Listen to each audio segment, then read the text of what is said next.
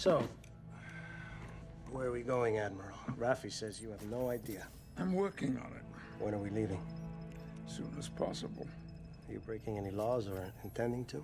I don't know. I'm not in the habit of consulting lawyers before I do what needs to be done.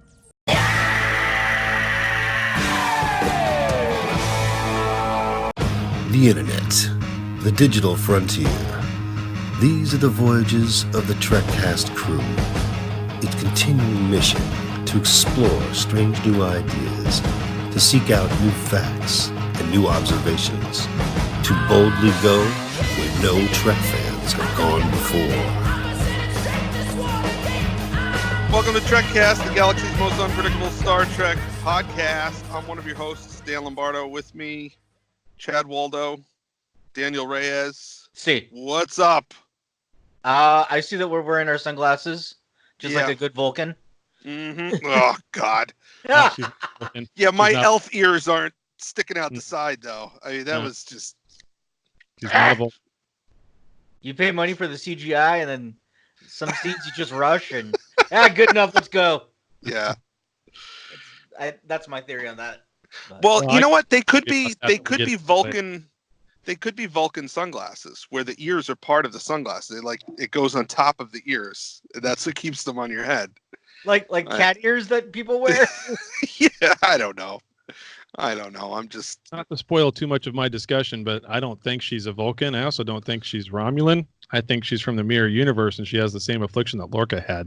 I've seen that theory going around. Could be. Yeah.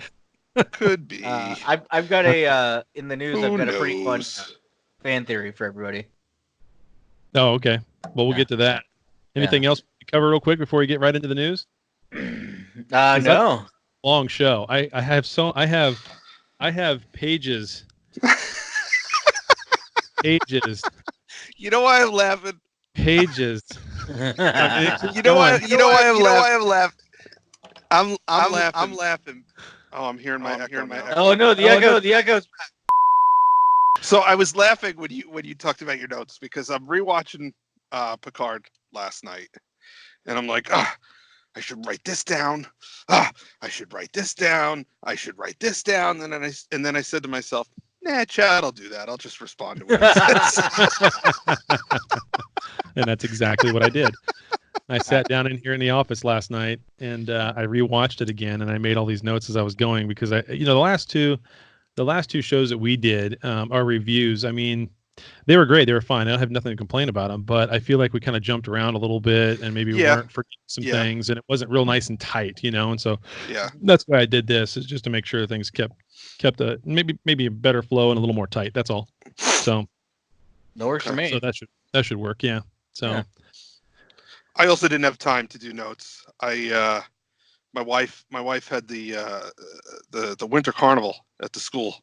Oh yeah. Yeah. She's PTA president, so I had the kids all day, and then had to take my son to the winter carnival and purchase cold pizza and hard pretzels. Get your face written on. Get my face painted and yeah. So I'm sitting in the van here, and there's all like stuff left over from winter carnival. There's tongs. Not sure what you would use those at the winter carnival for. Colander. Nice. You know what I'm doing? You know what I'm doing right now? I'm straining myself. Oh, the dad jokes are rolling this morning. Yes, they are. Dad jokes are rolling. Yeah, well, whatever. So it is what it is. Right on. But yeah, cool. So I'm happy to be on the show with you guys today. I can relax in the van by myself for a little while. Life's little joys. I get to go outside and sit in the van. Kids, just play with yourselves for a few minutes. Dad's going to go out and play and sit in the van quietly for an hour and a half. Yeah, I don't tell my kids to play with themselves. No. Okay? I don't know what kind of dad you are, Chad, but no, my wife's going to be like, wow, it was a long show today. Oh, yeah, 3 hours. I'm going to do a 1 hour show. I'm going to take a 2 hour nap out here. Yeah, exactly. That's funny. All right, Daniel, take it away for the news, buddy. All right. So since we don't have any sound effects, news. Anyways, yeah, exactly. Yeah. First news story comes from Inverse.com, and the headline reads, "Obscure TNG character could foreshadow a massive data twist in Picard." So basically, this has been going jumping around Reddit, but these guys kind of all typed it up. But the idea is that these twins that we know of, Daj and the other one, the Doctor, that's not really Data's daughters, but they could be Lore's daughters, because Lore is far more human-like than Data ever was, and these daughters are very human-like, as opposed to being more android-like. So they're his nieces, not his daughters. Yeah. So how is Lore an obscure character? Well, you to the he's average, only in like 4 episodes. yeah.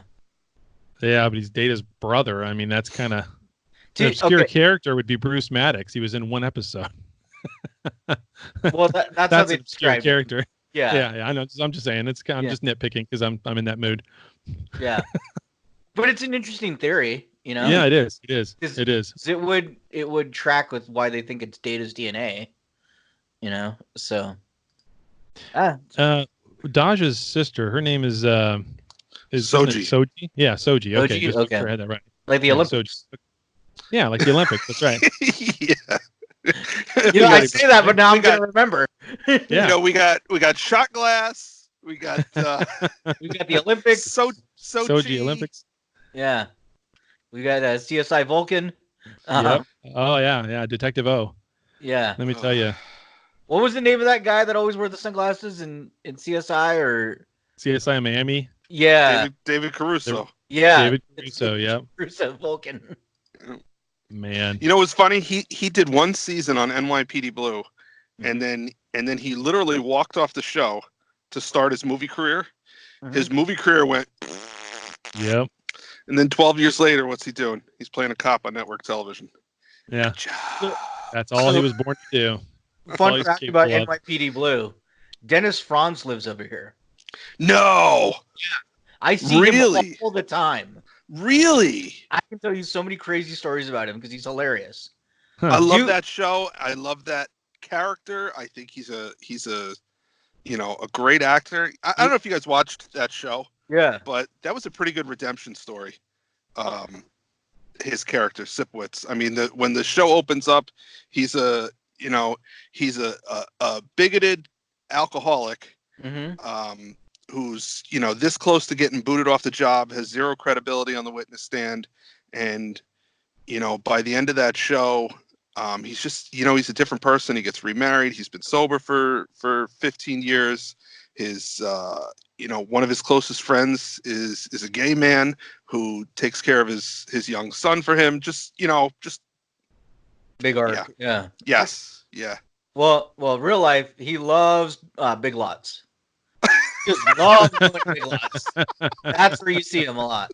You know what? The big lots in I think it was Albany. The L was missing from the sign, so it was bigots. It was bigots for like a month. So to see Dennis Franz, who played Andy Sipowicz, shopping at bigots. That's funny. Yeah. All right. So our next news story comes from space.com. Headline is Star Trek Online Legacy Update lets you live your Star Trek Picard dreams. Your dreams that you've had for about 3 weeks now.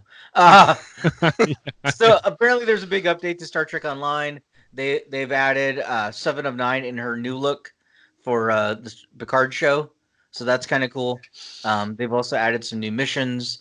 You could also play as Discovery characters, and Sneakle Martin Green has voiced her character, so that's cool. Fun fact, I tried to get onto Star Trek Online this week. Apparently you can't get it on Mac, is what I'm finding. It says it's available, but I cannot find it anywhere. So if anybody's knows how to get it on Mac. I had it on the iMac. I've seen that it was available before, but currently it's not. Huh. Yeah. Or at least I can't find a download for it anywhere. Well, you can play it on PlayStation. I think it's on Xbox too. Probably. I'll probably. It sucks on the PlayStation though. Honestly, I mean, it's just like, what am I looking? It's just like it looks horrible, so I can't even look at it. See, I would rather just play it on my Mac, but whatever. Yeah. Our last news story comes from sci-fi.com. Headline is Master Captain's Martial Arts Moves in New Star Trek Kirk Fu Manual.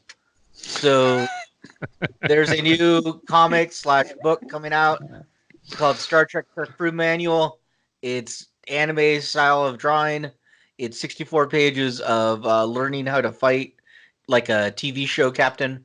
So like that's a TV coming. show captain. That's coming out next month, and enjoy.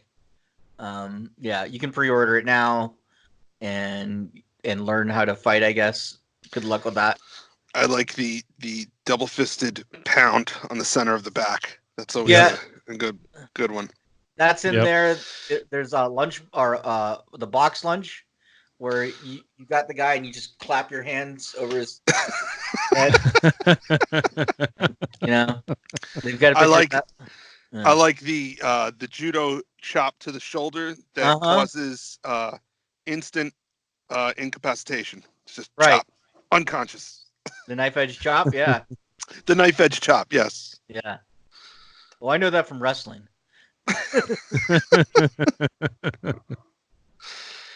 Oh boy. So that's all our news stories. Alrighty, moving on into feedback. Yeah, feedback. Ding, ding, ding. I don't know. That's the sound effect. We're just gonna go with that. We're working on it, people. Yeah. So I didn't get any emails, but I did put that we were gonna be recording, so we had some feedback there. Let's see. Someone wrote that they thought that Jonathan Frakes was directing the third episode of Picard. I remember we reported that because that's what they said. But if you watch this third episode, he did not direct it. So that was really weird. Yeah. Really? So he must have done 4 and 5 then. Hanelle Culpepper directed it. So she did the first 3. Yeah.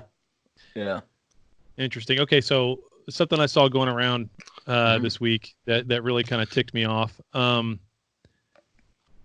People are even taking polls, and the majority of the people taking this poll were saying that the first 3 episodes of the series so far are really the pilot because they're all set up, and that's the first 3 episodes should be considered the pilot and not the first episode. To wit, I say no.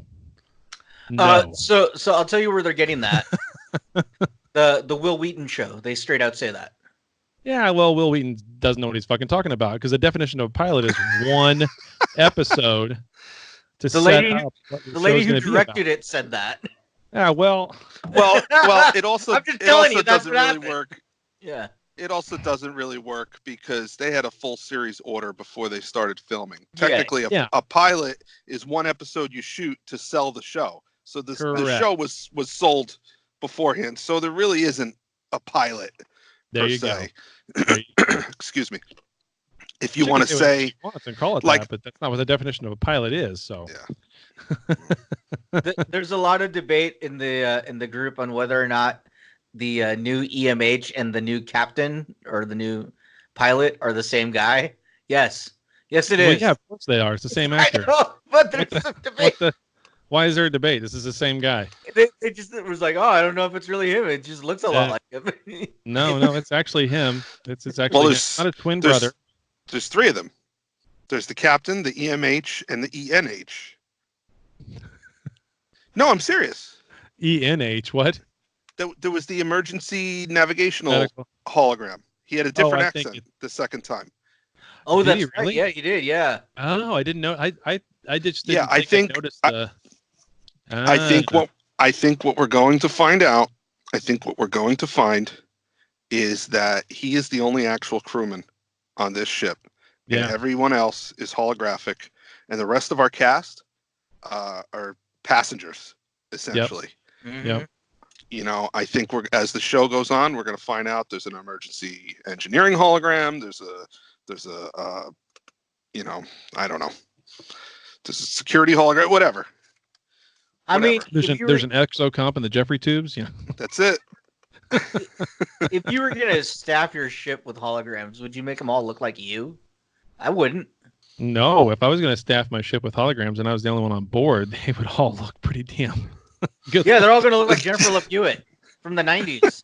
I think I look like whatever her Good name is, save. Alexandria Daddario or whatever from Baywatch. Yeah.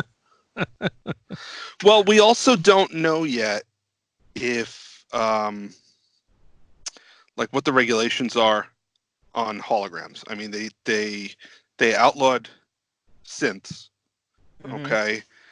The hologram, the only other hologram we saw was at the library, and I think she was a very basic, not self-aware type hologram. So it may be you're not allowed to have holograms as sophisticated as the ones he has on his ship, and for that reason, should anyone see one of his holograms, he wants them to think it's him, not a hologram. Yeah, yeah, that's a pretty good cover. That's a pretty good cover. And I mean, he's not in Starfleet anymore. We get a little bit of his backstory, but this is getting into the episode. But Yeah, I was gonna anyway, say we'll have to. go back to your feedback. Yeah. Yeah. Another one was from Taryn. Does anyone catch that Narek and his sister seem to have a Jamie and Cersei thing going on? Yeah, no kidding. Yeah. Who's Jamie, No who's kidding. Jamie and Cersei? Game of Thrones. Game of Thrones. They were an incestuous couple. Yeah, they loved sister. each other. Yeah. They look like they're a little and she clearly was a female Romulan. We can lay that to rest that she wasn't a guy. Yeah. Well, maybe she was born a guy and then became a it's Maybelline. female Romulan. Well, there is no such thing as This male and is- female, so I guess it doesn't matter. This is new Yeah. woke Trek. Just This so is you know, woke this Trek. is new Yeah, woke yeah, Trek. Yeah, Oh, yeah, don't yeah. get me started. Well, that's kind of what we're here for, Daniel. We're kind of here to yeah. I know. get Get you started. revved up. Yep, Oh, yeah. yeah. Oh yeah. I'm just waiting for the reference to a wall somewhere. I mean, That's coming. Wall. That's coming. To yeah, what? a wall, keeping people out. Just a wall Yeah. somewhere, or a big bad orange yeah, man, or something. yeah. I'm just waiting for that reference to drop. Yeah. It's coming. Yeah. Or you see a scene of people in cages. Anyway, so We'll see a refugee camp. That's coming next Daniel's like, I'm ignoring that. I'm Yeah. ignoring his ass. Muy mal. No me gusta. Yeah. Anyways, yeah, a lot of people just had questions about the actual episode, so we might want to get into that as we're going into the episode. But yeah, a lot of also broken New Year's resolutions, and a lot of people. Yeah, we got to hear about those. Okay, let's see. Daniel Brennan said he didn't make a New Year's resolution, but always plans to have a cigar full of snakeweed smoke and the sickening sweetness of booze. So I want to know what kind of booze he has. What's his Yeah, drink of yeah. choice? Yeah. Got to tell us, Daniel. Got to Yeah. know. Got to know. Let's see, anyone else? Case Gentry wants to know if we can get Picard a chair on the bridge so he's not standing. Yeah, that was my thought too. After watching it the first time, I didn't notice it. The second time I did, I'm like, why is he the only one standing? What's the deal? Because there are he's just- almost no chairs, but He's just coming off the X-Men movies where he sat down for 6 movies straight. right, Give the That's guy a right. break. yeah, he wants to stand. Yeah, he's been sitting around the chateau for 14 years. He's got to stand a little bit. Ryan wants to know the cultural significance of the author of the books that we've been seeing so far. Like we've seen Isaac Asimov, which is kind of interesting, and then Miguel de Umando. Those are both 2 big authors that we've seen. Who's the next author we'll see? That they'll kind of drop hints about. My guess is Shel Silverstein and the End of the Sidewalk. where the sidewalk ends. Yeah. The sidewalk ends. My 2 cents on that is either we're going to see the epic times of Bart Simpson, and that's where all the curse words come from, or we'll see Mein Kampf. Yeah. It'll be the art of the deal. The art of the The deal. art of the deal. Yeah. It'll be one of the evil people reading that. Yeah. I Yeah. mean, 'cause they're art going to of the be deal. subtle.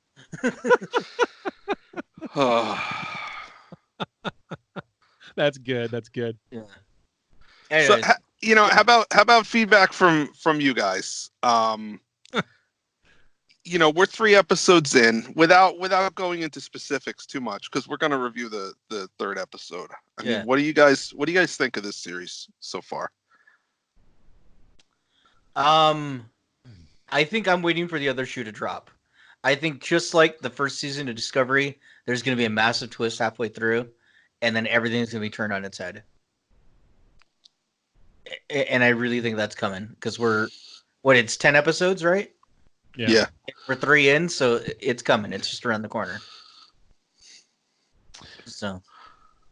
Yeah, I think on my take on, I mean, I'm enjoying it. Obviously, I love it. I love it. But at the same time, as far as my overall critique of it, I don't know yet. I haven't really, other than enjoying it from episode to episode, and some of the little things I love about it, and some of the little things I just can't stand about it. Overall, I don't have an overall opinion of it yet. I think that's kind of a problem, because I just don't know.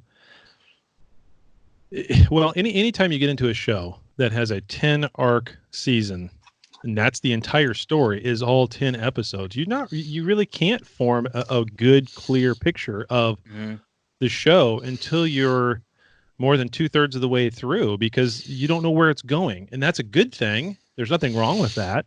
But it's not like an episodic one episode versus the next, like the Orville or like the original TNG and everything else in Star Trek, that you can't really sit there and say, well, I like what they're doing with the characters and I like the stories they're writing, and it's cool and it's fun to watch and that kind of thing. This isn't that kind of a show.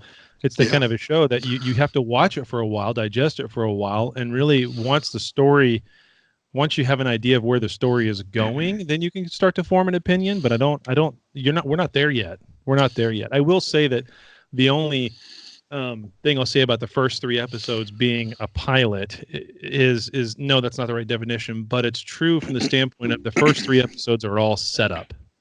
They're all set up. And so I don't think you can really form a full, blown theory or idea of what the show is until you get past that at the very least. So I don't know. Jury's still out. It's an enjoyable show. I think they've made some really nice decisions on what to do with the show, the look and the feel and the characters. But at the same time, I think they've made some major mistakes already. So who knows? Who knows? So I don't really have an overall opinion yet. I feel like it lacks a distinctive voice, and I think that goes to what you're saying, Chad, in that you don't know what to make of it. As weird as this is going to sound, I went and saw that Birds of Prey movie, the Harley Quinn movie. Yeah. And that knows exactly what it is. Within the first 5 minutes, whether you love it or hate it, it knows what it is. It gives you that tone throughout the whole movie, and it's that consistency. Whereas I feel like Picard, it tries to go like, well, we're going to make him, the cool Picard that we remember, but we're also going to make him a detective. And then we're going to make this government conspiracy. And then we're going to make this, all these like weird little things. And and he's terminally ill.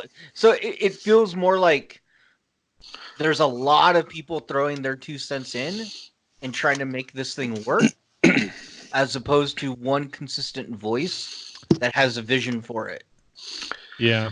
Yeah. And I have a critique about the show specific for that reason, for that thing right there, but I'll save it for the topic. So go ahead, Dan. Yeah. Here, I feel like we're 3 episodes in, which means we're almost a third of the way through this 10 episode story.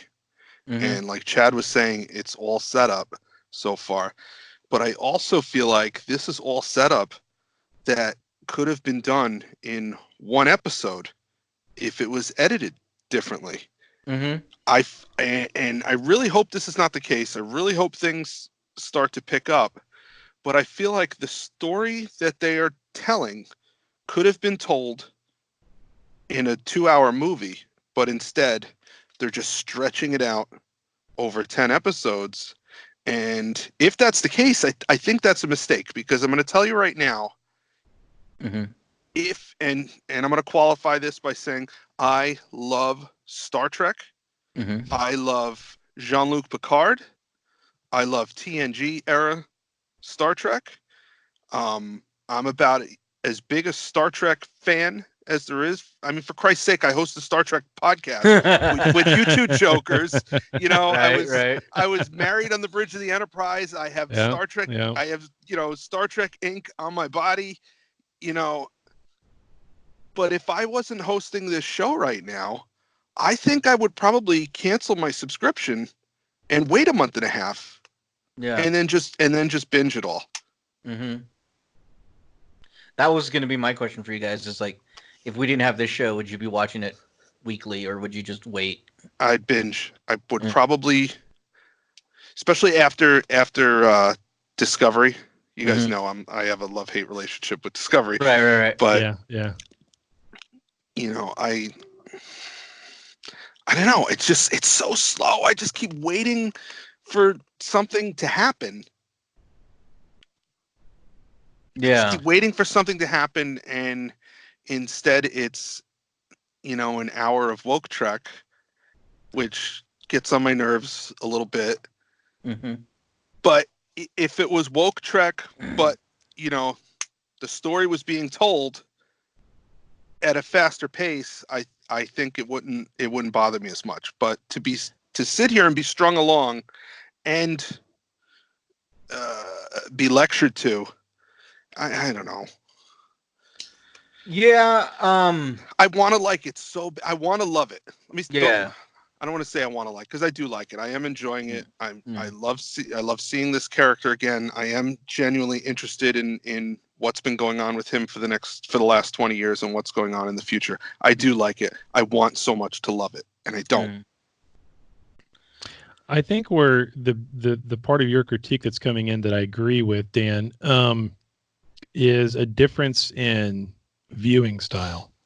So there's a lot of people who got used to the Walking Dead story type, the Game of Thrones story type, where you're having to wait, and you're getting a little bit of this story, and then you're getting a little bit of that story, and then you're getting a little bit of the story over here, and maybe one episode ties those three together, or just those two over here, but over time they all start to come together, and it's a big buildup over a long time, and that's the type of storytelling and the type of television that's become very dominant here in the U.S. over the last 10 years. And that's the style of which they're approaching Picard, even more so than they did with Discovery. In Discovery, it was all Michael Burnham, and you're seeing everything from Michael Burnham's eye.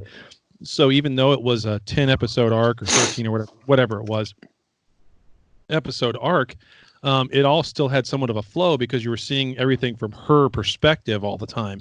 In the case of Picard so far, with the first 3 episodes, we're seeing a little bit of Daja's story. We're seeing a little bit of Soji's story.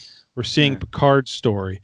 Now we're seeing Agnes's perspective, Starfleet's perspective, and this episode to me was the worst out of the 3 in terms of clipping from one story to the next. Boom, boom, boom, boom, boom, boom, boom.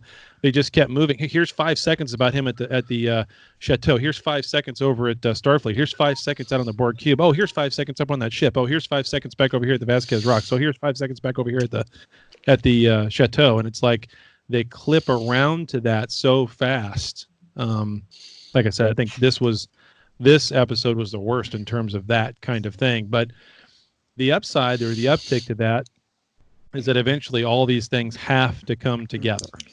They have to all merge. Yeah, the last 2 episodes are probably going to be amazing. Yeah, exactly. Well, and then it's going to be, I love this thing. It's awesome. So, the leaving a little bit out and having these multiple storylines kind of going, I like that kind of storytelling. Honestly, I'm okay with that. I understand that some shows are going to be really slow and it's going to feel like nothing happened. But then later on, if they tie them together, then great. I love that. Then I'm all for it. But yeah, I understand what you're coming from, Dan. It's very different Trek compared to what we're used to with TNG, DS9, Voyager. All 3 of those shows. I watched Scorpion Part 1 last night, and it really struck me that all 3 of those shows, yeah, they all came out around the same time. Even Enterprise kind of came out around the same time, although it was towards the tail end of all that. The big, UPN golden era, if you want to, of Trek on television. They all had the same look. They all had the same feel. They all had the same type of storytelling. And when you remove yourself from that era, 90s, late 80s, 90s, early 2000s, and almost 20 years later now, and try to tell a story again nowadays, you do have a choice. You could do it that way. That's what the Orville did. Although I think the Orville works because they're not taking themselves seriously. They're just not. There's a lot of humor in there. It's very light. But if you wanted to tell Trek nowadays, I'm not sure. I don't know. I kind of prefer that. Like I said, I just prefer this type of storytelling nowadays than what I did back then. So it's not really that big of a deal to me. But if you don't like that kind of storytelling, then yeah, I can see where you're coming from, Dan. It's slow. It makes it slow. I'm still mad about the Lost finale, so that's probably influencing my my opinion. And Well- I checked out of The Walking Dead about 3 years ago, so that's probably influeing. And I'm just gonna keep talking, and I'm gonna see how many times I can cut off Daniel. Yeah. Yeah, that's exactly. We're doing a good job of that today. Yeah. I did. I was hate gonna- Daniel. Thrones I was ending. gonna say- last season sucked. So it never really did come to Oh. get that show. But It I hurts could What go show? on that for an hour. It was Yeah. so bad. Anyways, Game of Thrones they have season finale was just confused shit. complex storytelling for good storytelling. That's Yeah, a very yeah. common trend. Yep. And actually, it's funny that you bring up Lost. That's probably the first show that really did it. Because the whole mystery box, J.J. Abrams, which is actually the same company. So that's Yeah. funny. Yeah, it's the same that's- people. It's the same people. That's what they love to do. And part of it too is JJ doesn't like to have answers to his stuff.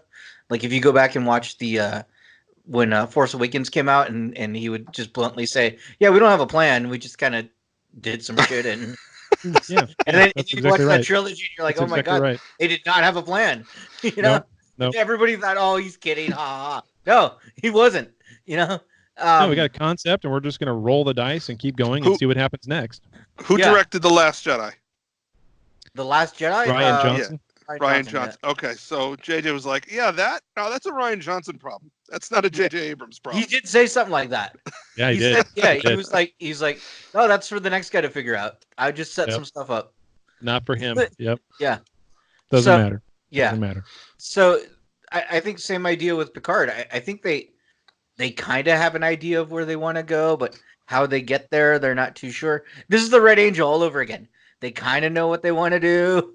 You know? Yeah, I hope that's not. I would think that they would have a game plan mapped out, outline for at least the first two seasons, because they've already renewed season 2. They've already started writing all of that. You'd have to have some sort of an idea of what you're doing. Yeah, but they look at what people say.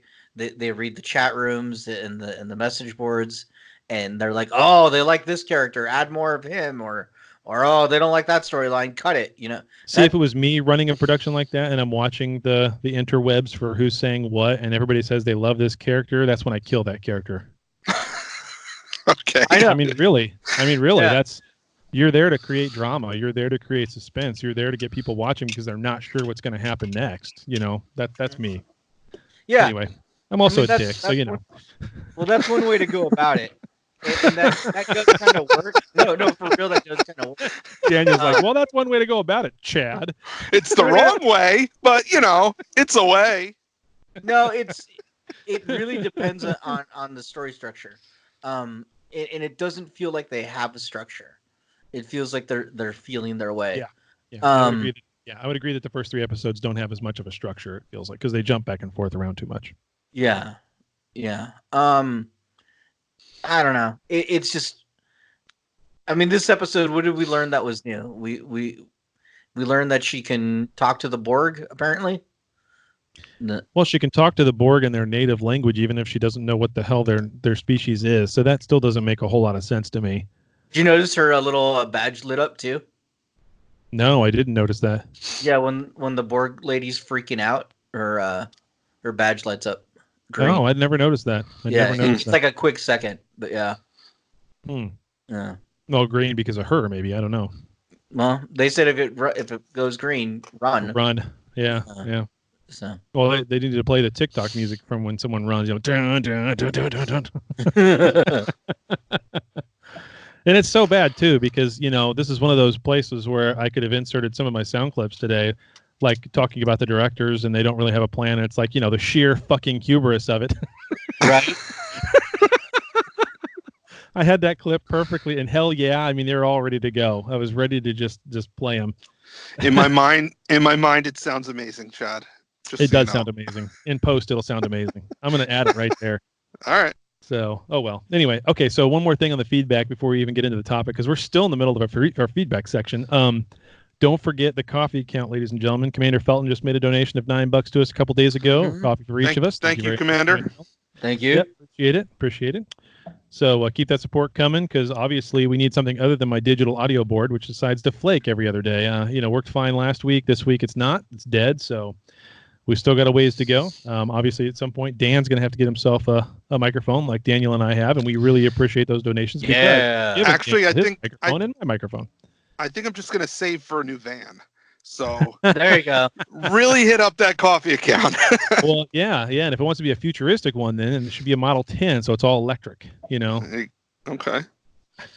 or the Model Y SUV, because that's like a van / SUV, whatever. Okay. The Tesla. Oh, I want the dune buggy that Picard had in the last movie. Yes, there you go. Even better. That's even better. No, that'd be cool.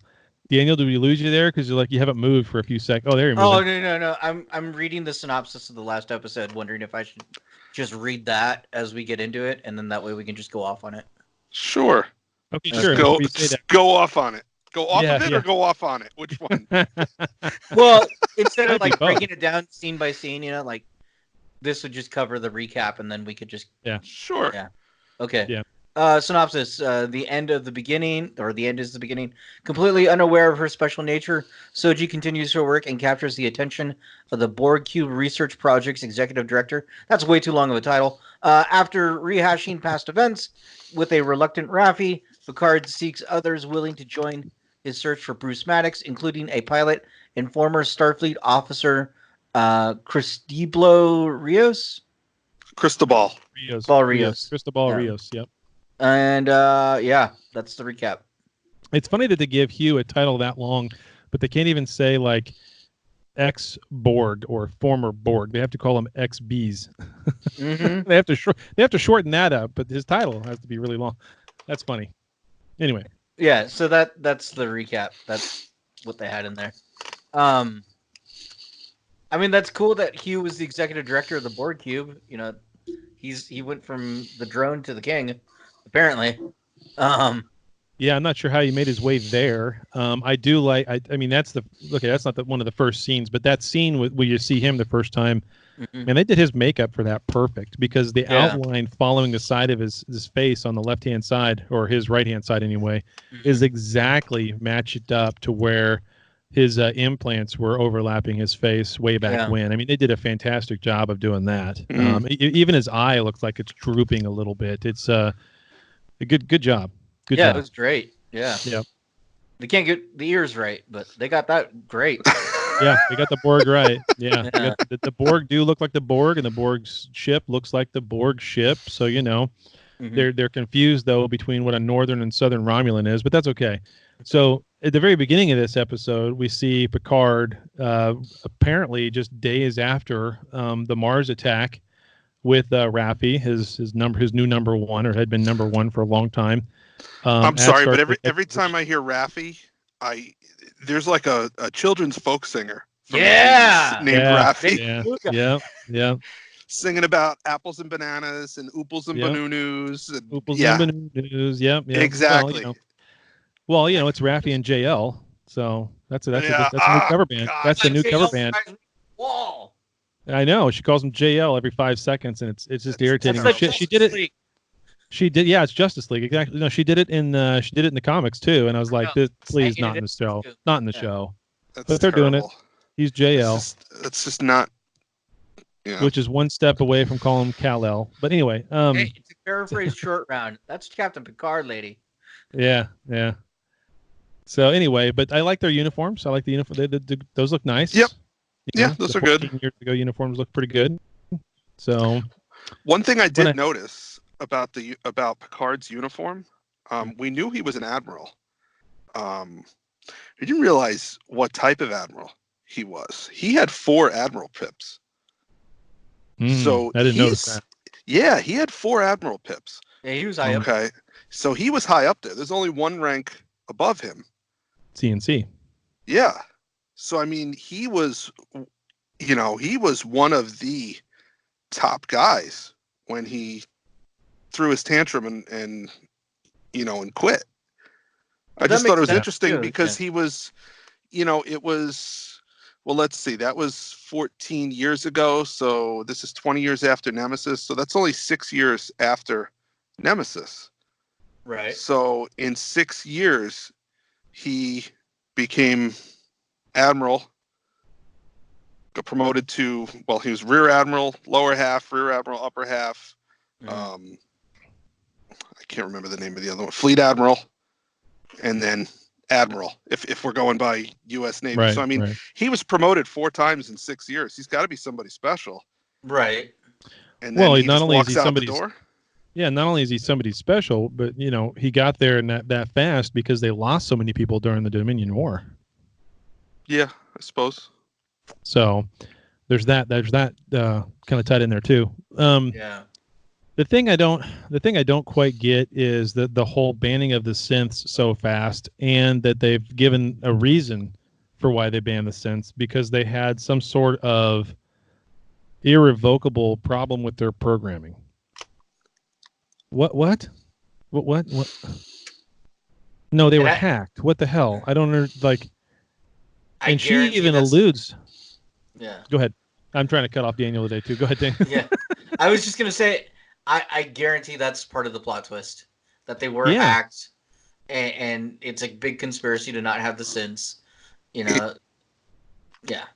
It's from the shot glass people infiltrating the Federation way back then. Yep. Here's the thing. 17 years ago, one guy put a bomb in his shoe and tried to get in onto an airplane with it. Yep. One guy almost 2 decades ago. Mm-hmm. And since then, everyone takes their shoes off at the airport. Yep. Okay. Yeah. So I think it's a knee-jerk overcompensation reaction to what happened with the synths. But it's believable. Understandable. Yeah, it is. Well, yeah, sure. I guess so. I just don't. Their reasoning for it. Well, if they were just a programming error or something, then just wipe it and reprogram it. But whatever. But you're right, Daniel, about one thing. They sure are setting up the Tal Shiar or the Romulans or something from way back in the day as a major plot twist. The Zhat Vash or whatever as a major plot twist somewhere in there. But anyway, after that whole scene, we move into the part of back at the Vasquez Rocks with Raffi's little hovel. And this whole scene goes on for a couple of different. They chop it up over a few clips, but this whole scene goes on for 3 days. Yeah, it seems like it goes on forever, but they chop it up a whole bunch too. But the thing I just don't. This whole scene with him there, I just don't understand at all. She's vaping. She's apparently, she got kicked out of Starfleet the same time that he quit, and he never once called or picked up the phone in 14 years. Does that sound like JL to you guys? Yeah, he's a dick. I mean, I don't know who JL is, so I can't comment on that. Does that sound like Picard to you guys? Yeah. I mean, there's something wrong there. I don't get what that is all about. When Riker left, he shook his hand and then went and sat at his desk. Yeah. This guy's not emotional. Yeah. That's part of the problem. Well, it depends on the last conversation that they had. We saw her on her way to the boss's office. Yeah. After being summoned. We didn't see the conversation that she had with him after she, was demoted or what. I don't know. She said she lost her security clearance. Okay, that's not the same as getting fired. No. She didn't get kicked out of Starfleet. It sounds to me like she got reassigned and didn't like the new job, and likely quit. And that's why she's living in a hovel now. But while we're on the subject of her, she's not a very good actress. and maybe it's just the type of scenes that she was in this episode. I'm sad, I'm angry, I have substance abuse problems, and I don't know. I just wasn't buying it, and I'm hoping that she improves. I'm hoping maybe it was just this type of scene that she's not good at, which happens. There are actors who you know, they're good at this, but they're not good at this. Nana Visitor, every time she laughs on Deep Space Nine, I cringe. She's terrible at acting like she's laughing. It just it's cringeworthy every time. But I don't know, she just came off as like super whiny. I see, and I think that's the dialogue. I think the dialogue is cheesy, especially for this, because it doesn't fit. We're supposed to be beyond money. We're supposed to be beyond like petty stuff, and all of a sudden they're just rolling around in the petty stuff. Yeah. Well, yeah, she complains about living in a hovel while he's in his right. That's what I mean. Like, we're supposed to be beyond money. Beams and the like. Why is she trying? I don't know. That sounds like it is petty, obviously, but it also sounds like some jealousy seeping in there too. That he was able to walk away from it and did great and had a wonderful life for the last 14 years.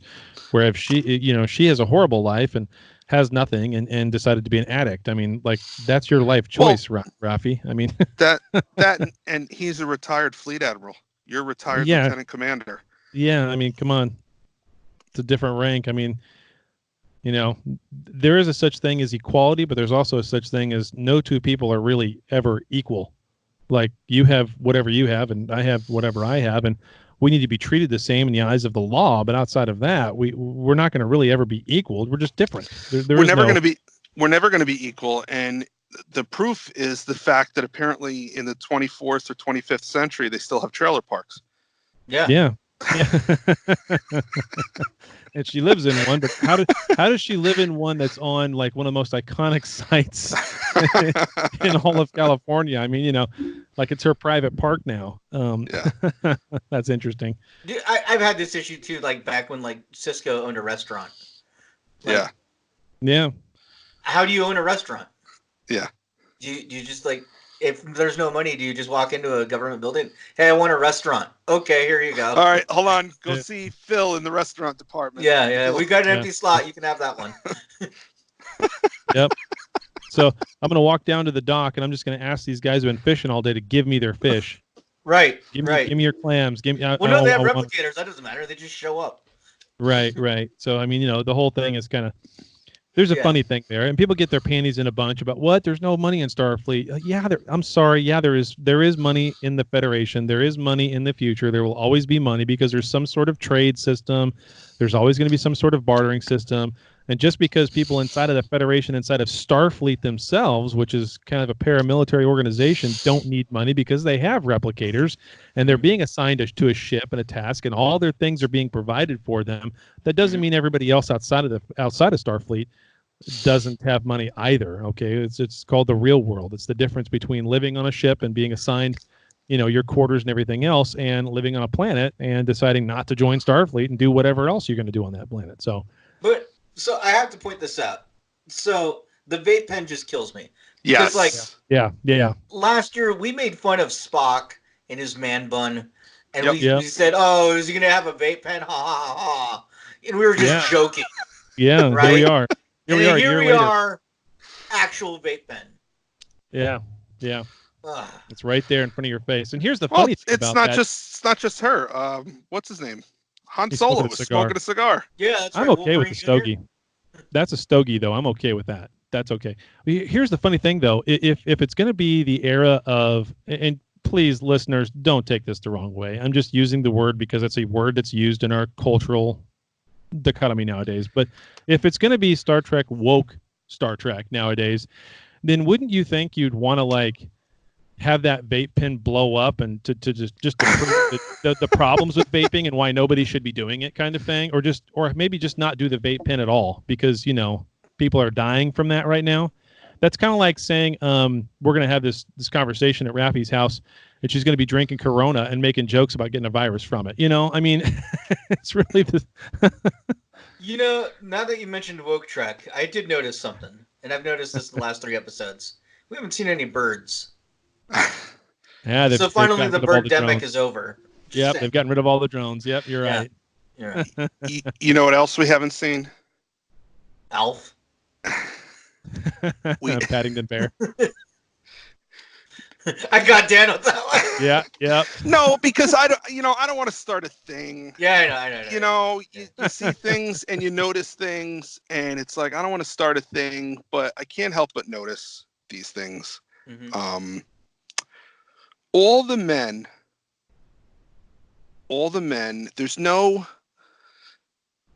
there are no good alpha males depicted in this show at all. Okay. Yeah. Not yet. Not yet. The only male Starfleet officer depicted so far was basically a receptionist.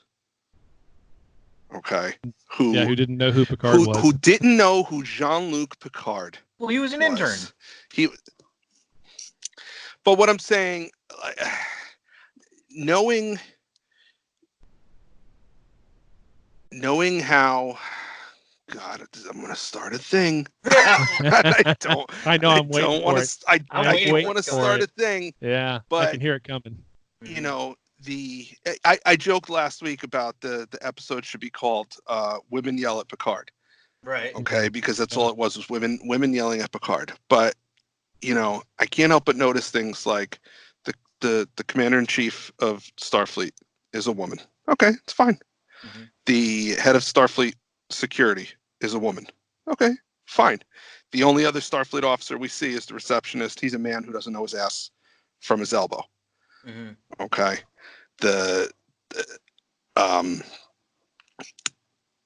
You know, Rios, as soon as we're introduced to him, you know, he's a Han Solo type scoundrel. The two Romulans living with him.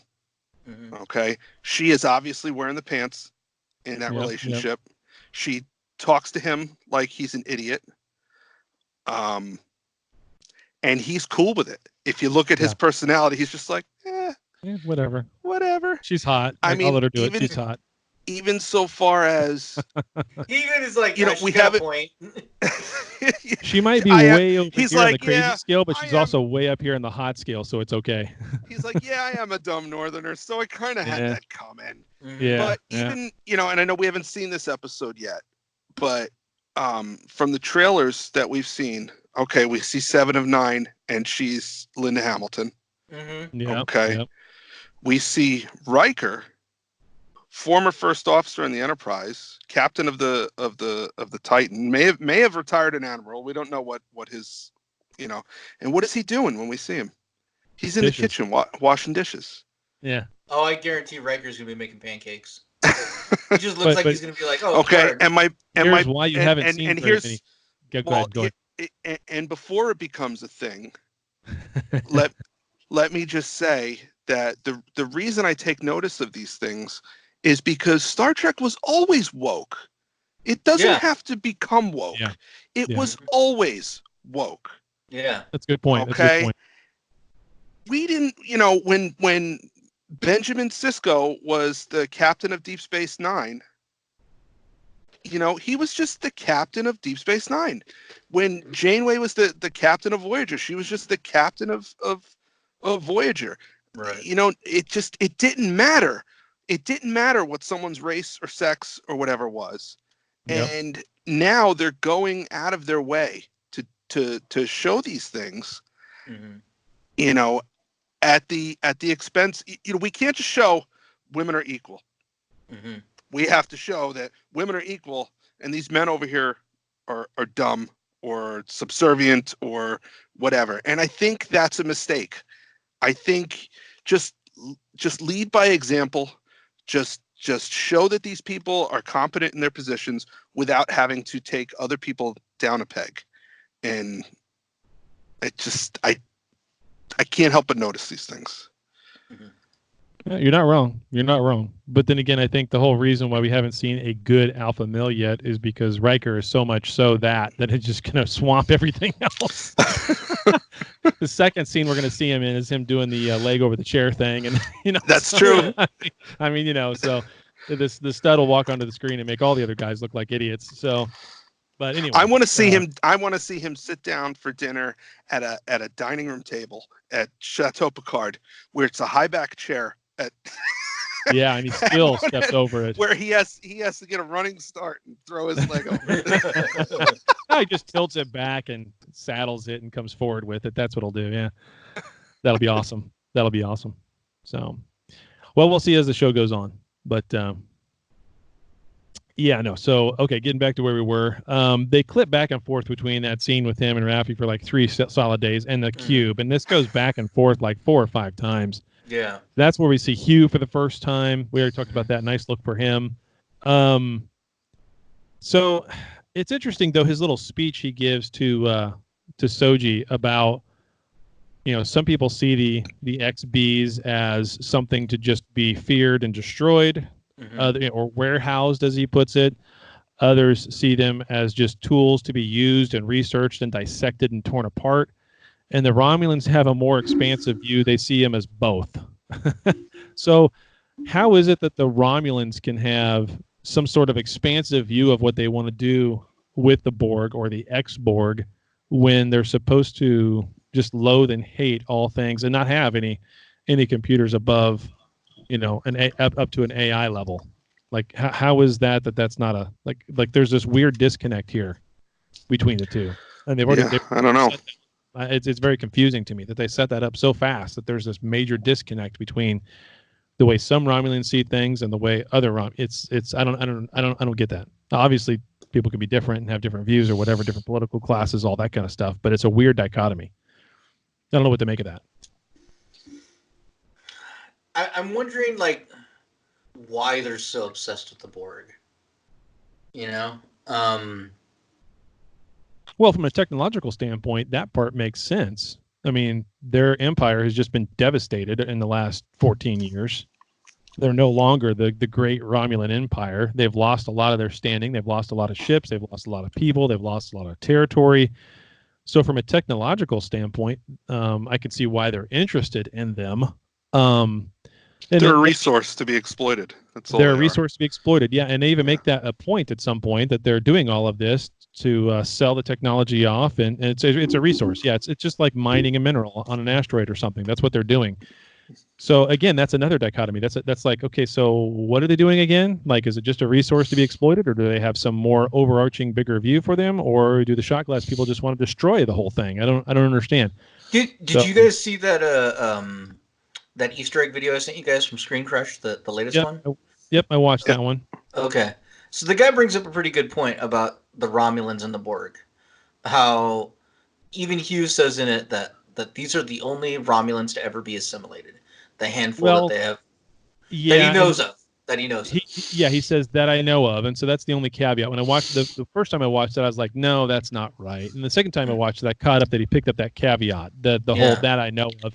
And he's right from his standpoint. He doesn't know any different. Right. But I still don't quite believe that there's something innate in Romulan physiology that's been around for thousands of years that keeps the nanites from really being able to integrate them. That's the thing about the Borg. They're setting this thing up already where somehow the Borg and the Romulans have a similar connected past of some kind. Yeah. You're retconning the Borg's origin to have been originated by the Romulans is going to really piss me off. That's not. Yeah. They need to not right. answer those questions. It's better that it's a mystery. Yeah, it's a mystery. Leave it open. That's fine. It could be mythology or news, as Ramda calls it, which I think is funny. But here's the thing. Get Soji's response to that, but whatever. Yeah. If there's something biologically about the Romulans, that doesn't make sense, because biologically Romulans and Vulcans are almost identical. They have that shared lineage, so much so that when the what was the episode, the Drumhead, where there was that crewman Simon Tarsus who was 1/4 Romulan and was being raked over the coals for it because when he applied to Starfleet he said he was 1/4 Vulcan. Well, nobody was ever able to tell in every physical he ever had. No one was ever able to tell that he was Romulan and not Vulcan. So I don't know. We know of we definitely know of Vulcans that have been assimilated. Tuvok was assimilated. Yeah. It didn't break the collective. Right. No. It didn't break Tuvok either. So like it has apparently these Romulans. So I mean there's another even more glaring point. Like we know that so far in Borg history they've been around for thousands of years, and we know that they're from the Delta Quadrant. That's originally where they're from. I mean, that's their whole backstory. That doesn't mean that the Romulans couldn't have ran into them at some point in the past, because obviously the Romulans have been a spacefaring society for a long time. How long? I don't know, but a long time. I don't know if it's been thousands of years. It wouldn't Maybe make they sense have a pretty expansive government or empire. Yeah, so. but if that's the case, then why wouldn't the Vulcans? I mean, if they've got a shared history of some kind from somewhere, maybe they're the same species tens of thousands of years back, then they had to have come from the same area of some way or shape or form. But well, we know that the Borg came to power in the Delta Quadrant. We don't know that they originated in the Delta Quadrant. Yeah, I guess that's true. I mean, if you think about it, the United States is arguably the most powerful country on this planet, and it's a former British colony. Right. So, right. Yeah, but I just don't. Yeah. I hope they don't try to retcon the whole thing with the Romulans created the Borg and it went wrong, and that's why they hate AI and all this synthetics and all this other stuff. I'm It's sure gonna fit. It's time travel will come in at some point. Yeah, time somehow crystals. Time crystals, yeah. I like that meme that's going around where Data has like this technobabble thing that's like 3 sentences long, and then you see a picture of Pike and he just says 2 words: time crystals. And it's the same thing between the way the technobabble comes out. It's the same thing, but it's funny. It's funny. Anyway, all right. So then they jump back again, because they jump all over the place. There's one thing that he said that Picard says to Raffi while he's at her hovel that stuck with me too, where he says, yeah, I know, where he says that it appears that the Starfleet was complicit in the attack on Mars, as if there were people in Starfleet who knew about it and let it go ahead. Oh, that's right. Yeah, they did say that. He did say that. I forget exactly how he worded it, but he did say that. Yeah, but it's something like that. Yeah. Yeah. I would believe that. And I'll tell you why. They made it a point to let the viewer know that this attack happened on Christmas Day when nobody was at work. I don't want to say nobody. Only skeleton crews that had skeletons in their skeleton closet crew. Work. Hey, if we're gonna sacrifice some of our people to make this happen, let's do it. Let's sacrifice 100 people, not 1,000 people. So let's do it on this day. Right. Yeah. And if there were enough influential people of power wanting to get them out of the Romulan rescue mission, and or the Tal Shiar had somehow infiltrated Starfleet from the standpoint of they were posing as Vulcans and actually they were Romulans, then I guess there's a lot of ways that could make sense. I mean, there's been always different kinds of conspiracy theories around Starfleet and who's doing what and who's really in control and that kind of thing. So, I mean, that's fine. I just think it's an interesting little throwaway line. It's almost like a throwaway line. You don't even think about it the rest of the episode, but it's right there. Well, if I remember correctly, wasn't the attack on Pearl Harbor Sunday morning? Yep. Yeah. And I think because of that, the casualties were a lot less than they would have been if it was, Tuesday at 11 a.m. And, to this day, there are people that say that our government was complicit in letting that happen. Not going down that rabbit hole. Yeah, the War Machine. The War Machine wanted us to get. Yep, the War Machine wanted us to get involved in that because they could make more money. So yeah, that's exactly right. That's how Vietnam started. That's how the Cold War started. Yep, all of it.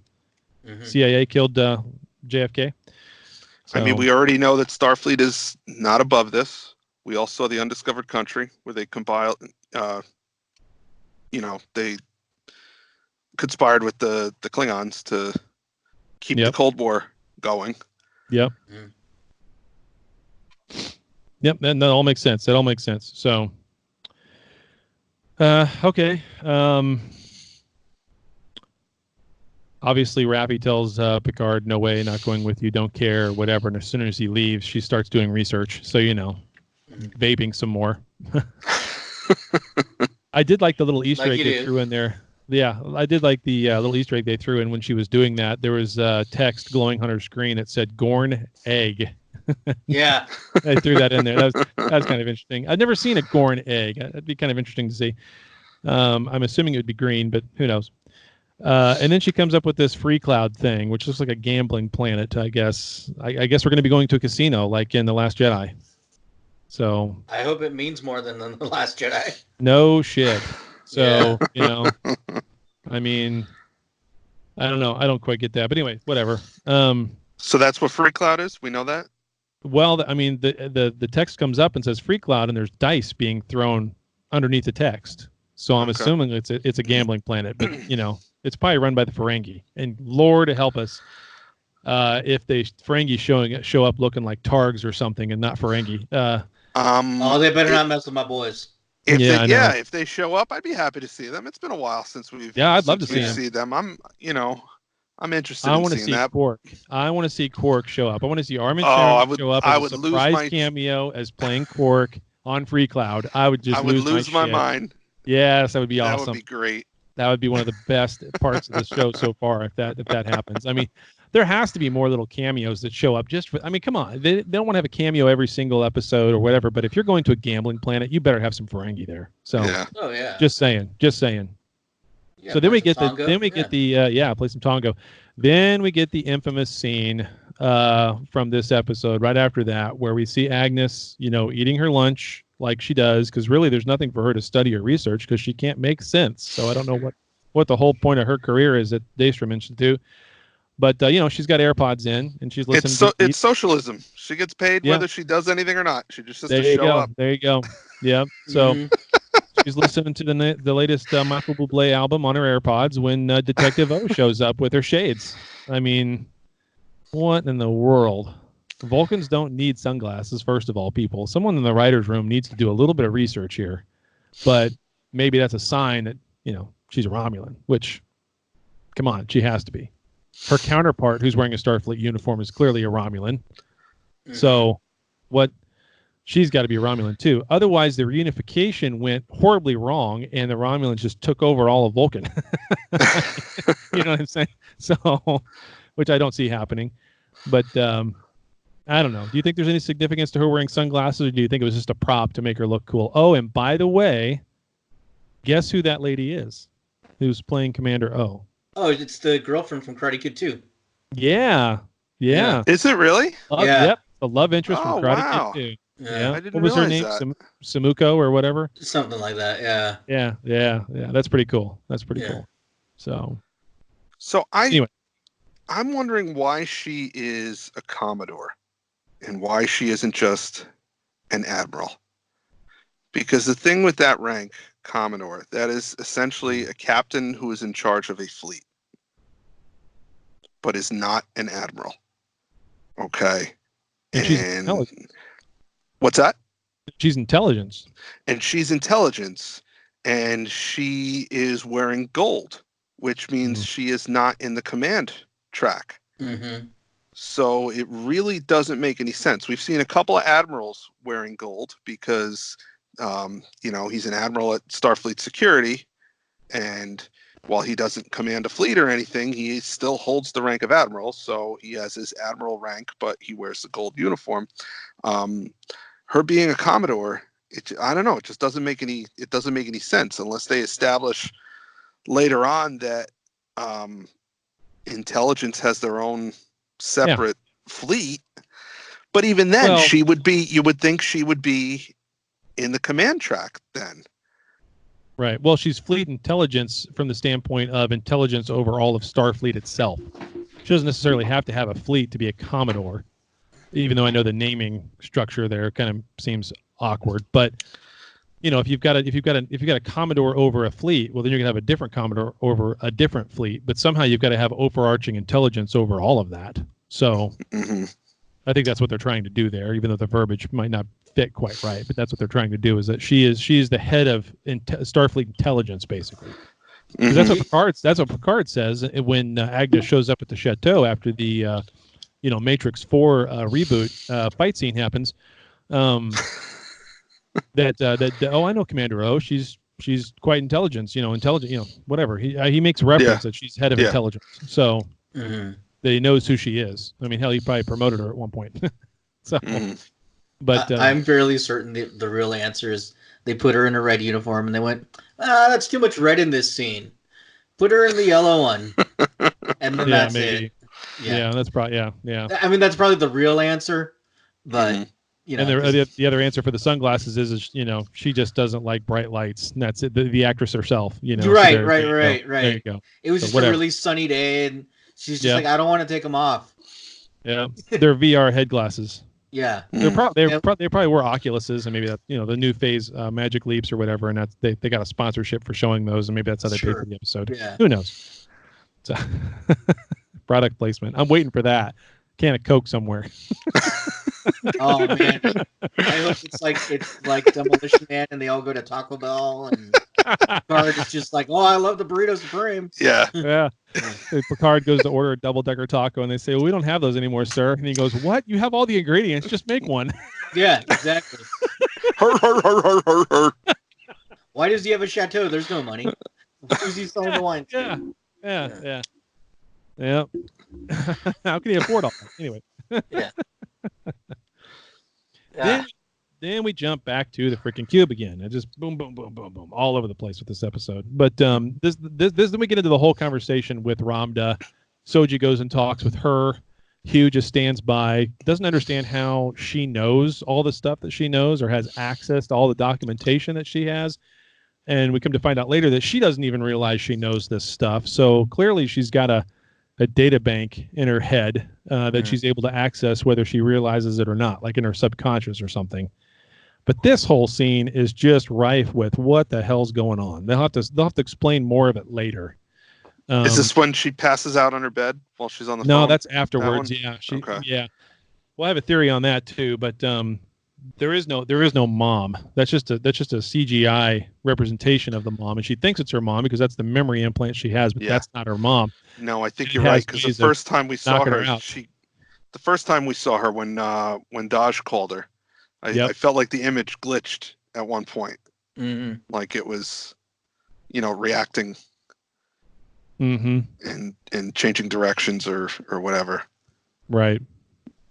And it's doing something to them to kind of control them or keep them on whatever the mission or task that person controlling that AI of their mom has done. So I don't think that's a real person, but anyway, no, the whole thing, the whole back door with I thought that part was cool. Romulans always have a false front door, and there's always a back door, and it's believable. It's believable because totally. my grandma had a living room that I wasn't allowed in. It looked beautiful, but no one ever sat on that couch, that love seat. Yeah. There were runners on the floor. The floor was lava in that room. If you had to go through that room to get to the dining room, you better jump. Yep. No, that part was believable. The tarot cards and all that other stuff. I don't know how that really fits into Romulan culture or mythology, but whatever. It's just kind of a confusing scene. I really couldn't keep track of what the hell else was going on there. There's a lot of confusing babble talk between her and Hugh. So I don't know. That scene doesn't. I don't know. Other than the backdoor thing that I thought was cool, the rest of it was kind of confusing, and I don't know where they're going with that. Other than obviously she knows things she doesn't realize she knows. So I hope we get some blanks filled in on Hugh. The last time we saw him was Descent Part 2. Yeah. He was, he was the leader of these, or he was going to be the leader of these former Borg drones that were going to attempt to build their own society on this planet, and then suddenly he's on this Borg cube that was the last whatever they said. It was the last cube to I don't know. They just said it disconnected. They didn't say how it was. Yeah. Collective. And Ramda was on the last ship to be assimilated by that cube, and somehow she knew that. Yeah. But I don't. Yeah, there's a big hole there, and maybe that's one they leave open and never go back and fill. But was he on that ship, or was he leader of this Borg society, which and then slowly they brought him over because he's an expert. Yeah. Like, did he? What happened with that Borg society? Did they become a part of the larger community and they have their own culture now and I feel like all that's going to be a book that you can buy after season 1 comes out. Yeah, you're like, probably right. Hear the backstory of Hugh. Read this book. Oh Lord, If it's anything like the Discovery War or the Enterprise War book, holy crap! Is that bad? Just well, yeah, I had Angry Chad for That's 45-minute right. review of that. For those who are members of the Coffee account, and you want to go hear Angry Chad for 45 minutes rail against that freaking trash of a book, go do that.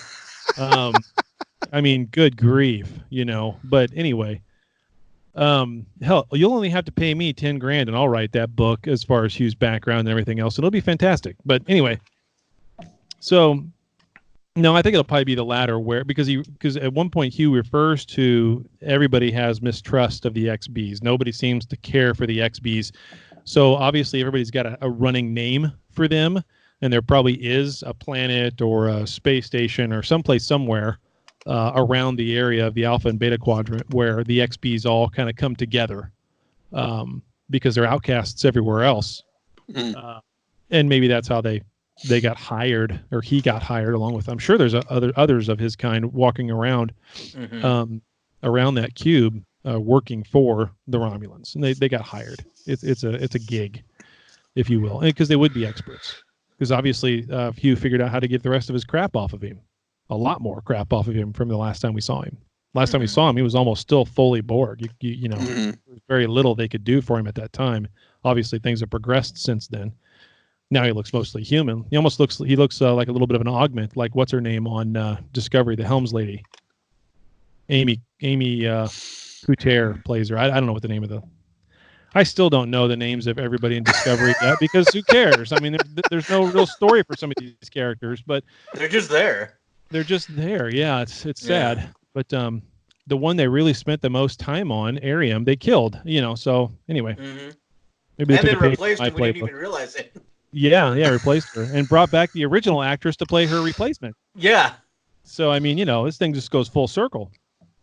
But anyway, after that, we get the shot, the first real good glimpse of what Captain Rios's ship looks like, which it's not like the closest thing I can compare that ship to of anything we've seen in Trek before is, I don't know the name of the episode, but there's an episode where the Enterprise comes in TNG, where they come across some little black ship that is just overpowered beyond belief, and they don't want to try to fire on it because they know they can't penetrate the shields. They know its weapons would just totally rip apart the Enterprise.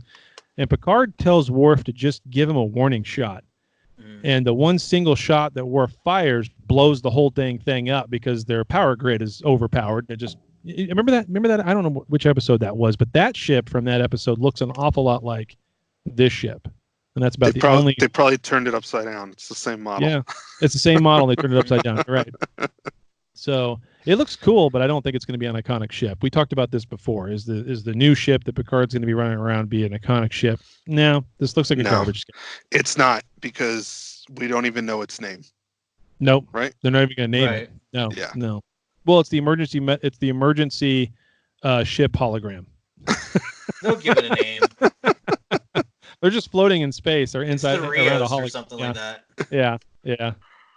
So anyway, but well, it's unregistered, so it doesn't have a name. That's true. Yeah. It is unregistered. That's unregistered. True. He's running around in a stolen truck with no plates on it. Yeah. Just waiting for. He's Picard, the sovereign citizen. That's it. Yeah. He's just traveling. He's not driving. So does that mean Starfleet does traffic stops? I mean, if they see a ship flying by and it's got no plates and no inspection sticker on it. I mean, they mentioned that in DS9. They got to have traffic control. They talk about stopping ships and inspecting them. And they've got to have traffic control of some kind. Yeah. Yeah. Yeah. So I mean, I'm sure that ship is registered. It wouldn't be hovering over Earth and people beaming back and forth, and no one knows what it is. I'm sure it's registered of some kind, and maybe he's not exactly an illegal alien, but at any rate, they're How did Picard pay him? Because he had to hire him, is what they said. They keep talking about hiring him. Yeah. About that. He's paying him in wine. Oh, is that what it is? Yeah, that's what it is. You're boozy. Yep, and it's the 1892 wine or whatever Raffi refers to it as. Yep. I watched the I don't even know what it's called, the Will Wheaton show. I watched the Will Wheaton show. Yeah. And he interviewed the the actress Yeah. who plays Raffi, Oh yeah. and she gave some of Raffi's backstory, and how she sunk into substance abuse and depression and all that after losing her job. So she's a depressed, drug abusing alcoholic, and Picard shows up and he's like, I brought wine. Yeah. Yep. Yep, Picard's an enabler. Yeah. Well, he's just using people he doesn't really care about because he doesn't want to use the people he does care about. I saw that interview too, Dan, and like the entire time I thought about like sometimes they'll tell actors, yeah, just come up with your own backstory. It's fine. Yeah. That's totally what she came up with. Yeah. It's nobody told her that this is the story. So. It's funny she's saying all that to Will Wheaton, who has a similar story. Anyway, yeah. So... I think Will Wheaton's just hoping for a guest spot at some point. Yeah. The traveler has returned. Mm-hmm. That's a Ghostbusters reference. Anyway, then we get the attack on the chateau where we see the Matrix 4 style, all leather clad, Trinity look, helmet included and everything, flipping, running around. The only thing there's two things about this scene that I don't. All of it's fine, but there's two things that just really hit me that I don't like. And the first is that they apparently have phasers just stashed everywhere. Like they're grabbing phasers from under desks, from under chairs, from under other tables. I mean, they're just all over the damn place. I mean, like, really? The house was just armed to the teeth? I mean, Picard that believes particular room? in home security. Yeah, exactly. It was shot at my house. Oh, is that what it is? No, but apparently no one's... Now I'm terrified to go to Dan's house. Not to make things political yet again today, but apparently in the 24th century, no one's lost their Second Amendment right to carry their own phaser. No. Apparently not. Either that or they don't give a shit, because I think those were all Romulan. Those were Romulan phasers. Yeah, those were disruptors. Those are all Tal Shiar. Yeah, those are all Tal Shiar phasers. Yep. That's funny. Do you think the Tal Shiar put them there, like those people, and not Picard? Picard just kind of knows about them, but doesn't really care. Oh, I'm sure Laris and Jabon put those there. I know their names now. Yeah. I'm sure they have they put those there. I mean, they're Tal Shiar crying out loud. It doesn't make sense for a 90-year-old man. All right, put one under the desk so when I have to jump behind it. Yeah. No, they put that there for him. Yeah. I mean, they're there for a specific reason. Yes, they are kind of his butlers. Yes, they are kind of his caretakers. But they are there more so for the great Jean-Luc Picard, and we are going to take care of him and protect him because of who he is, what he did, and what he tried to continue to do, and lost his job over it. And he saved us from certain death. They have a Wookiee life debt to him. Yep, yeah, they do. I want to know why they feel they need to protect him so much. Well, that also makes it strange that they didn't go with him. That they're just like, we'll feed the dog, we'll pick the grapes. Yeah. Well, they got to take care of the beetles. They got to get the beetles off the grapes. That's why he's got to find a way to pay for his adventure, and that only comes from the wine. So they have to continue to make money for him to be able to fund his adventure. So do you think he uses pesticides to kill the beetles, or do you think he harvests the beetles to sell them to the Ferengi to make it's all organic? Yeah, it's all organic and it's harvested for the Ferengi. Non-GMOs.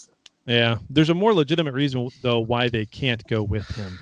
Oh my God, I want to see Rios using beetle snuff. If this is truly woke Trek, then he would have tried some Ferengi beetle snuff and not been repulsed by it. Right. Oh, did you see that meme where it's like angry Cisco and it says on the top hates racism, and then on the bottom it says also hates Ferengi? Yeah. Yeah, I sent that to you guys. Yeah, I remember that. Yep. Yeah, that's a good one. Thank you for sending that. I enjoyed that. Yeah, that was good. It's accurate.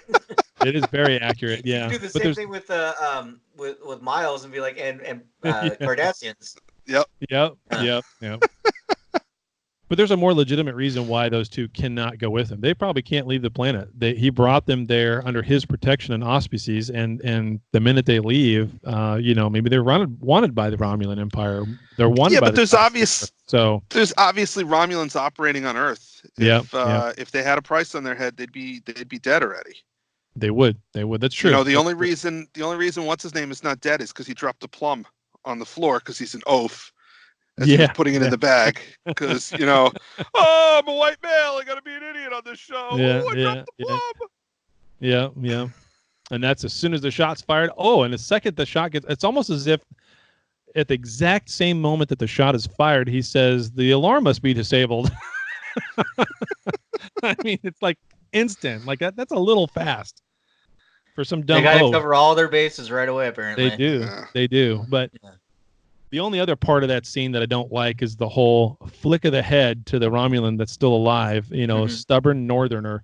Now let's talk about this for a moment. Okay, I'm going to do a deep dive, and this is one of those ones where I had a clip where I said I did a time suck audio clip from Dan saying that. Oh, nice. We're going to do a deep dive now into cultural diversity and genetic diversity. So, if you're any species, human, Romulan, Klingon, Vulcan, I don't care what species you are. If you're on multiple planets strung across the galaxy, all over the place, for any length of time, you're going to have something that's called genetic drift. Okay, It's going to happen, and there's going to be some people that look different than other people. Genetic drift happens right here on Earth. We have white people, we have black people, we have Asian people, we have Hispanic people. We have Indian people. I mean, there's so many different skin tones that, but we're all human, right? And that's genetic drift. Right. Height differences, weight differences. We're all tall and fat here in America. Everywhere else, they're short and skinny. Well, I'm not tall. So,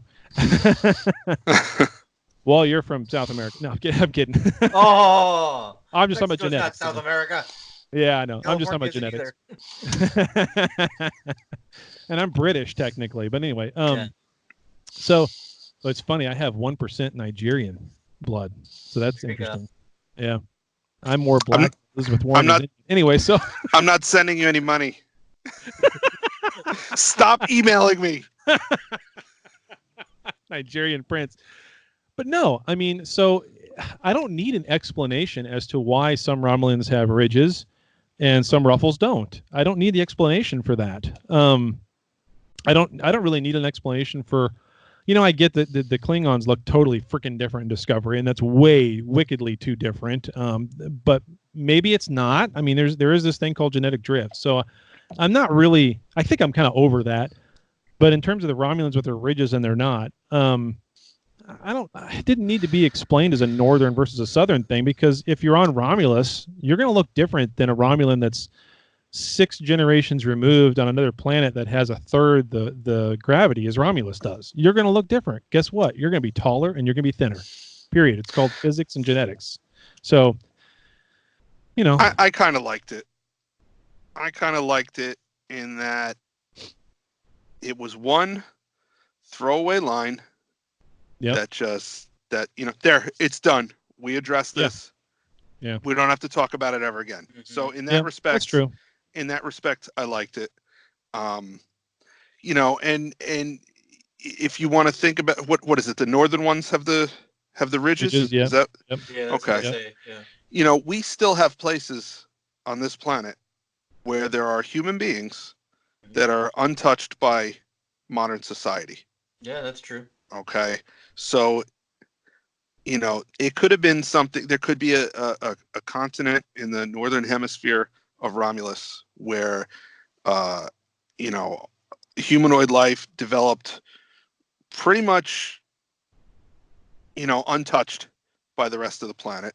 And that's why they looked so different. And just, at some point they came out of the Dark Ages and joined the rest of society. But because so much time had passed and they had developed so differently for so long, it's still present.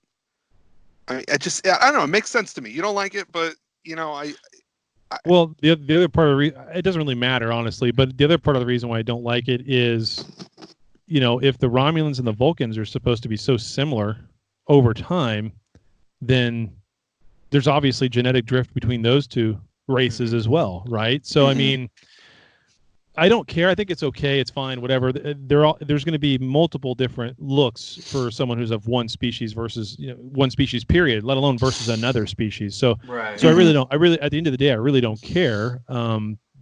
Because everybody's going to look different depending upon where they grew up, what planet, from what planet to one, let alone a region. I mean, look at Australia. Look at all the marsupials on Australia and all the other animal life and plant life that's there. That's nowhere else. Right. So, and it's even when you go, what is it, 100 miles south of Australia, and now you're on Tasmania, it's different there. So, and it's only 100 miles away from Australia. So, I don't know. I don't think it's a big deal. I don't think they really needed to make a big deal of it. People look different. They look different, whatever. But you're right from the standpoint of it was one throwaway line or done with it. No more conversation about it again. That's it. Explained. Moving on. That's fine. That's fine. So, okay. Then we flash back to the Borg cube again. Just all over the place. This is such a long show already. It is.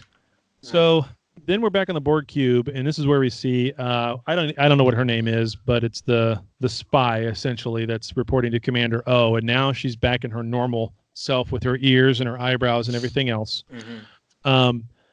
And they're talking about whatever Soji is, and this is kind of a throwaway scene, except for the fact that now we know she is truly a female Romulan, and apparently there's some sort of force use going on in the background with these cubes flying from one side of the aisle to the other in the background. Like, what in the hell was going on there? Things are just magically moving from one side of the hallway to the other, and they just keep going back and forth. I don't understand what that backdrop was about. But those were exocomps. Why not? Why wouldn't it be? Why wouldn't it be? Yeah.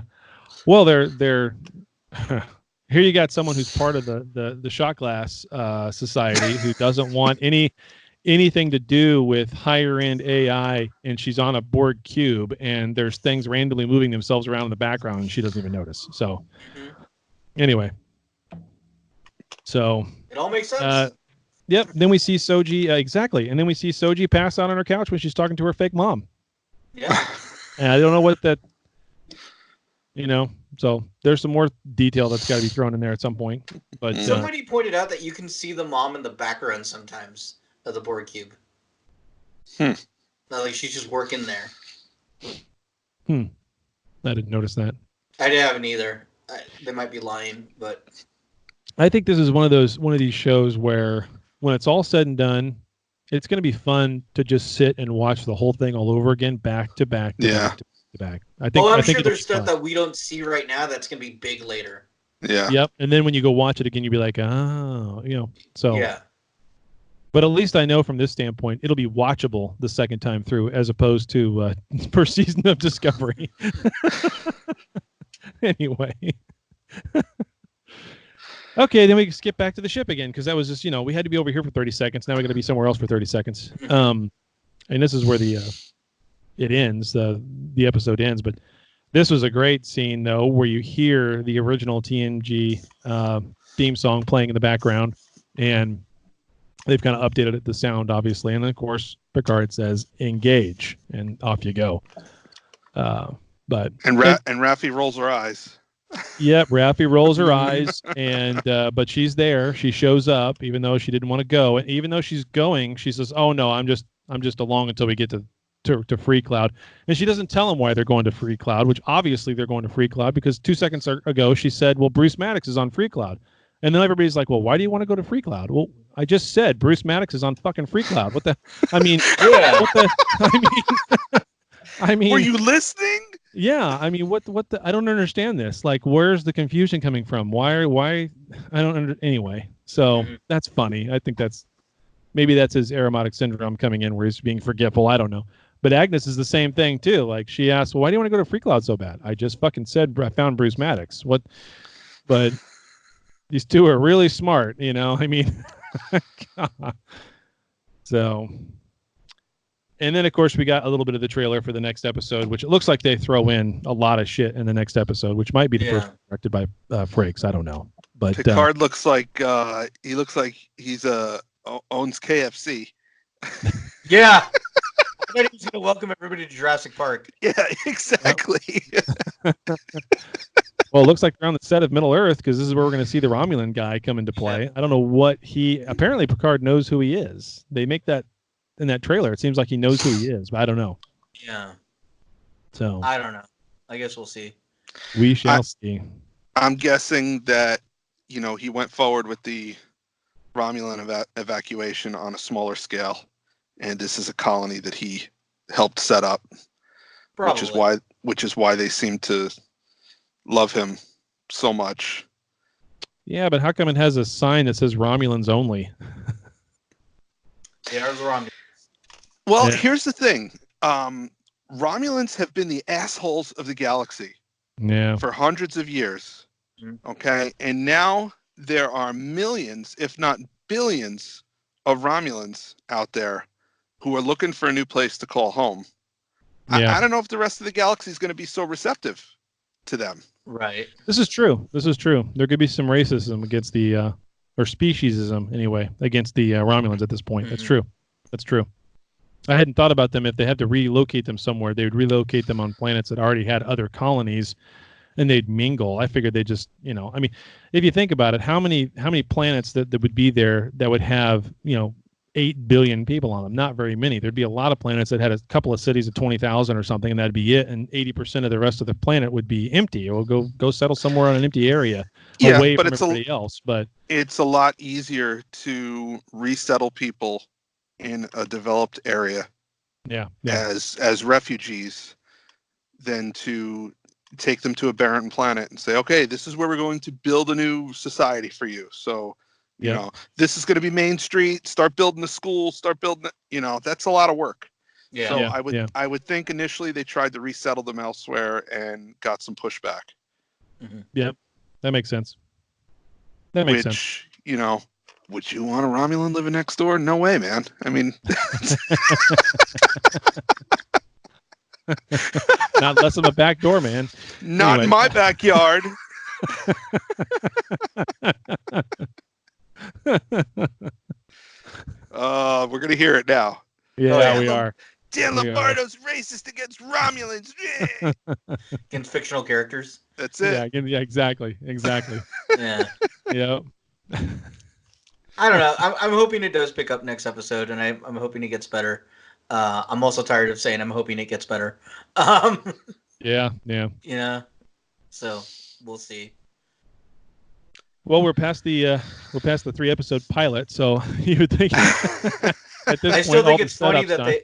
Well, I was gonna say I still think it's funny that they haven't announced when Discovery's starting back up. They just said that this year, and they're done shooting. They're editing now. Mhm. Oh, it'll be April. It'll come right after this show's done, and maybe they'll have.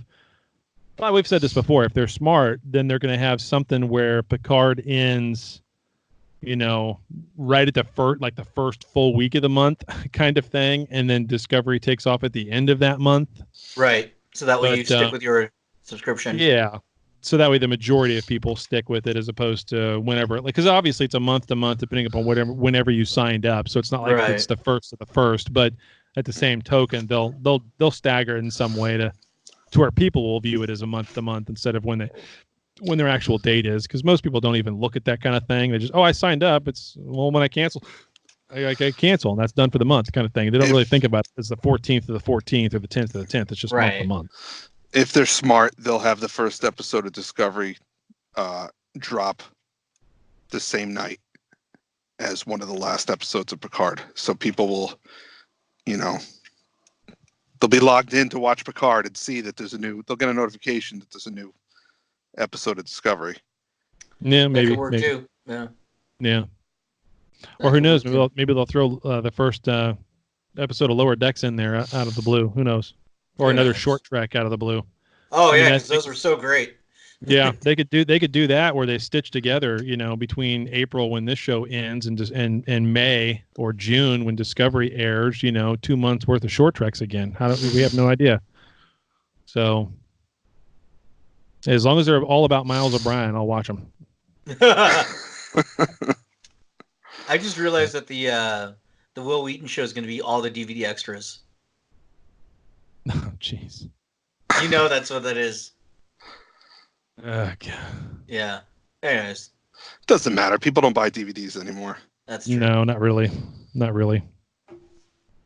All right, gentlemen, we are like 2 hours Way into over. this. Yeah. Yeah, I need to go. Yeah.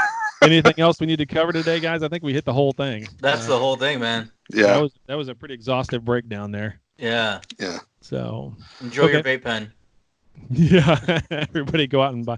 Yeah, and make sure when you're going out and doing any shopping this next couple of weeks, you head on over to the TrekCast website. You click on the merch button and you check out some of our new merchandise, which hopefully Red Rebel pulls their head out of their ass and clears my last two updates I put up.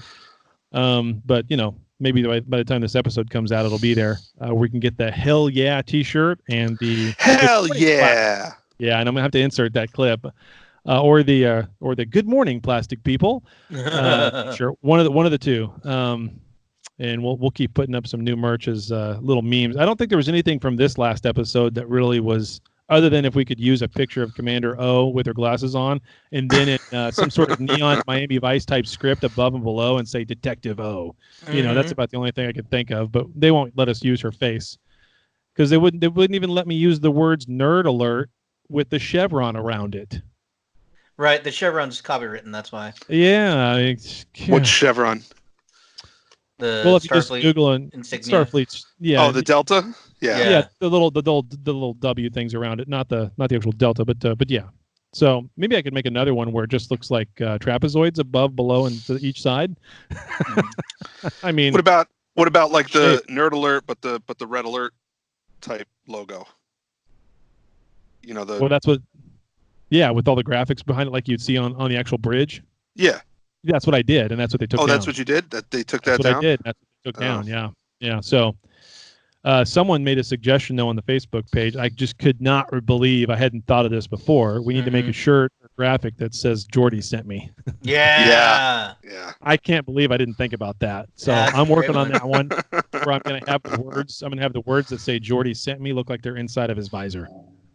That might Yeah, get kicked It'll back. just- it might, but we'll see. Mm-hmm. But that's coming. I'm working on that. Yeah, it's Other worth than a that, shot. that's all I Yeah. got. Go make sure you follow us on Instagram and the Twitters. That's TrekCast TNG. Make sure to email us at TrekCastTNG@gmail.com or chatiswrong@gmail.com. If I said anything that you think, if I'm offensive today, that's fine. If you want to email Dan about his offensive comments, you can email me too. And if you want to talk about the bird drones, let me know. Yeah, Bird yeah, drones. definitely hit. Yep, definitely hit up Daniel. So, Mm-hmm. and I guess that's it, gentlemen. All right, guys. All right. Bye. All right, See ya. thanks. Great show. See ya. Well, there you have it, another episode in the can.